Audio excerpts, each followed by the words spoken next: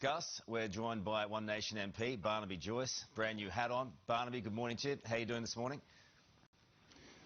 I've had to drive down to Tingle. I'm fine, but I honestly have got a bit of a smile on my face with, One Nation's immigration policy is now endorsed by a whole range of people, including the Australian Liberal Party. So I think we'll put that on the back of our document. This is endorsed by everybody, including the Liberal Party. But now they're out because they don't know about it. It's a secret document, except I've read it. I've read it online. And then some people are saying, I don't know where it came from. Well, it says shadow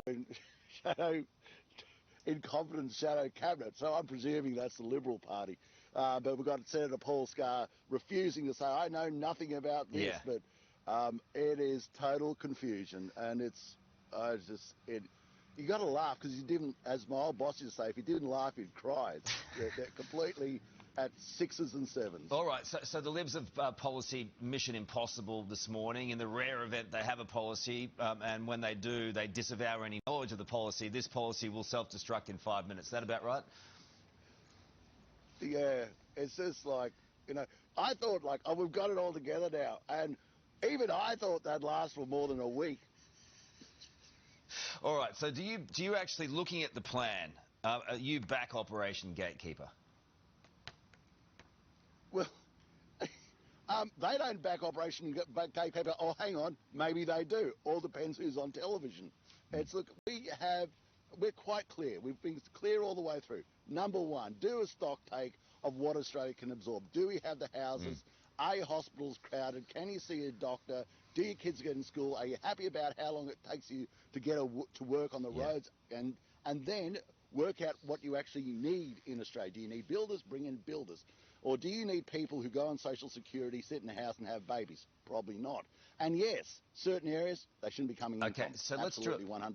Let's drill into that. That's where that section of the document came from. Yeah, let's drill into that. So would you back banning migration from the specific areas, some of those specific areas that are mentioned in the document, Yemen, the Philippines and Gaza, for example? Yes, yep, 100%.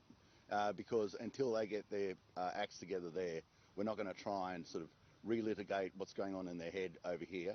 And it is unfortunate, but if there's a disproportionate risk, then you just don't on behalf of Australians say, oh, don't worry, we'll manage it here. Once we get here, we'll reprogram it. We'll have a whole heap of courses, and they'll all become all risk will be removed, and everybody will become lovely and compliant. And no, we're over that.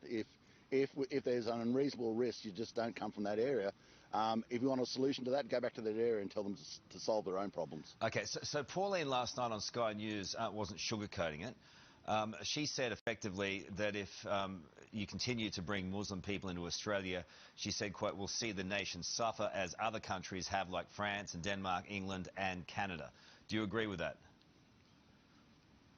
If you go down France and England and other countries in Europe's path, you're going to end up like France and England and other countries in Europe. It's self-evident. And people say, oh, that's politically incorrect, and you shouldn't say that. Sorry, that's the fact. If you copy what they do, you end up where they are. If you follow their roadmap, you end up at their destination. If you don't like that when you look on the internet, then don't do it. It's really quite simple. Okay, so the host of that show, Shari Markson, seemed shocked when Pauline said this too. They hate Westerners, and that's what it's all about. You say, oh, well, there's good Muslims out there. Well, I'm sorry. How can you tell me there are good Muslims? Okay, well, what do you make of that, Barnaby?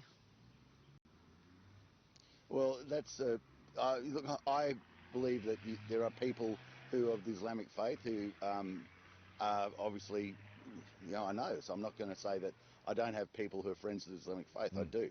But I'm not going to say because of that I'm going to put so many people at risk. I do agree 100% with Pauline. People come into this country completely at odds, and it becomes apparent that it's generationally at odds with what Australia is. If you make excuses for it because it makes you sound good at a dinner party and you're a wonderful person, and then you say, I just accept that later on they're going to be completely at odds with Australia and change the social dynamic of what we have, because it sounded so beautiful at that time when I said it. No, it's not. those days are over. Well, we hope they are. Otherwise, what you see in England, what you see in France, just wait. You'll see in Sydney, you'll see in Melbourne. Okay, just finally, all this talk about you recontesting the seat. Look, Barnaby, between you and I, just you and I, we're talking, mano this morning. Yes. You've got to stay in that seat. You've got to contest the lower house, right? Just man up, Barnaby. Well, I think I man up pretty well, just quietly over 20 years. I think I can tick that box between you, just between you and me, Carlos. Look, we'll make the decision when you get closer. I have said that I'm standing for the Senate. I've had no discussions with anybody that we shouldn't, but I've always tried to be honest with you. There's a caveat on that. The polling is indicative at the moment, but if it becomes apparent that we've got a number of seats that we're going to win in the lower house, yes, then of course you're going to have someone with experience there to do the very best job we can. But that is not the conversation we have now. That's a conversation down the track. All right. Authorised by Pauline Hanson, 12 Baronia Road, Brisbane.